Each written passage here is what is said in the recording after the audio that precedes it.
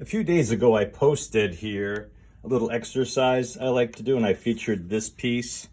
It's just some organic flame-like stuff, flows, renderings, gradations, blends.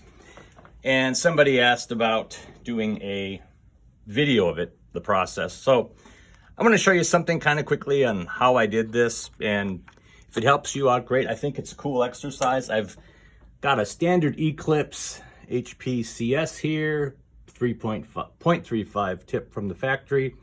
What else can I say? I've mixed up a medium gray in this.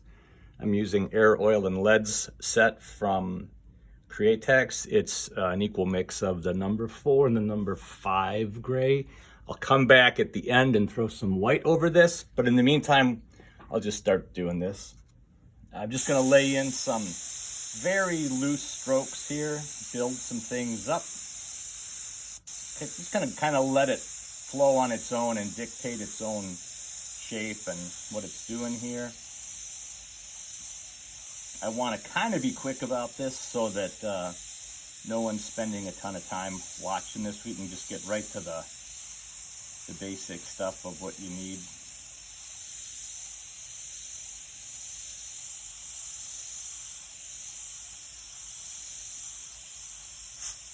And of course, there's endless variations to what can be done here. I want to come in and just throw a little more on here to build that up a little bit more. Come up here and break off into nothing. I've got a small stencil I cut by hand here, just my own design. I kind of like this double tip effect, and I'll show you how I use that in just a bit. Typically when you do like flames, real fire, true fire, whatever it's called, you come in and you hit the edge of the stencil like this to kind of build up some strong edge, and then you can kind of build off of that, you know. A lot of great freehand stuff here, a lot of great rocking of the trigger back and forth to just build things up. Blending strokes, I call them. Maybe a lot of people call them the same thing.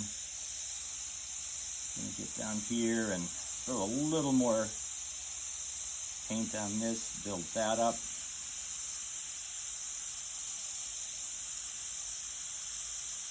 Maybe I want to get close and really define something here. Just get reasonably tight. And build over that a few more times. Sweep up into this. Maybe almost make it look like a Q here, right? I'll bring this over the top. I'll come in on the underside here and throw something like that on. What else can we do? Just flare some stuff off here. Curve some stuff in on the side here.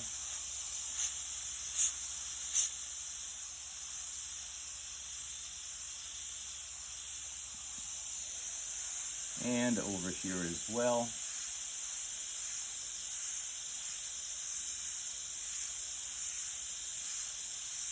Bring in some nice sharpness there. And what I want to do with this is come back with a much lighter shade, like almost a pure white. I'll just throw some white in this mix to brighten it, but I'll build something off of that. In just a minute or less.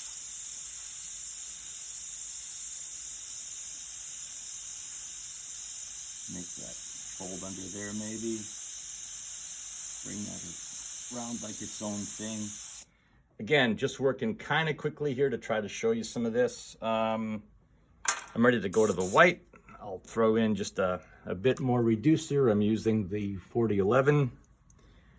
I don't do a lot of videos, so I apologize for the quality of this. Just trying to get it out there because it was asked for, and the person that mentioned it said it could help them or they'd find it of benefit. So I hope they do. Again, endless variations. This is just a place to start doing something like this. There's the whole slew of good videos out there from a lot of folks on doing true fire, realistic flames, ghost flames. Just gonna back flush the airbrush here against a wadded up shop towel. Got my white in here. I just added white to the medium gray I had. That's gonna lay down something like this. Just gonna run off the last of the gray to get the white out. Now we're gonna come in and just punch some things up with white, almost like a highlight, just to add some depth to what I've got going on here. I won't call it flame, but it's almost something like it. Come around here and throw an accent on this. Little squiggles are kind of a realistic thing. It's also a little jittery early in the morning with the first coffee coming down. Oh, meant to turn that off. Hang on. Okay, so I like to hit some of this, like just breathe a little more paint on to get a little bit broader roll here to better define that, like a rendering some of this.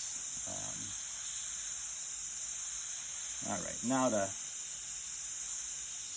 feather that out, get down to my stencil bit here.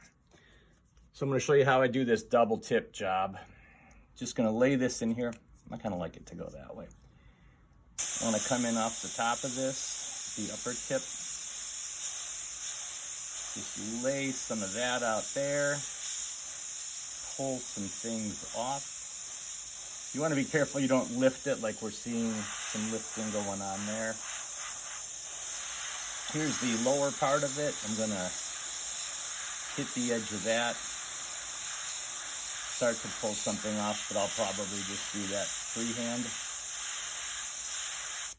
All right, there we've got that in the midst of all of what we're doing. Now I'm just going to play with this. I'm going to come in here.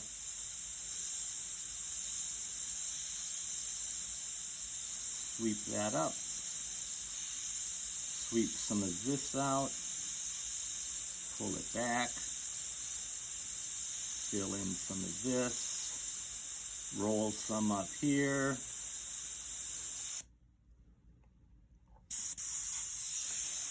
Clear the tip a little bit. Breathe in some stuff here. Pull that around. Again, just working quickly. This is a little sloppy, but it's a cool exercise, and I hope you get something out of it. Hope you give it a try if you're so inclined. And boy, that's really shaky.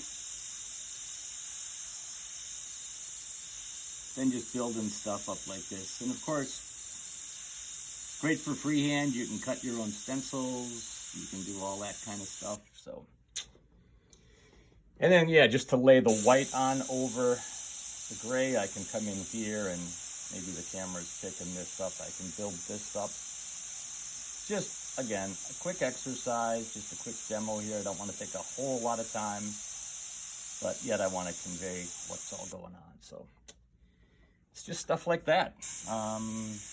Yeah. So that's about it. Hope you liked it. Hope you got something out of this. Hope you are interested enough to give it a try. I'm Dave, and thanks very much for watching.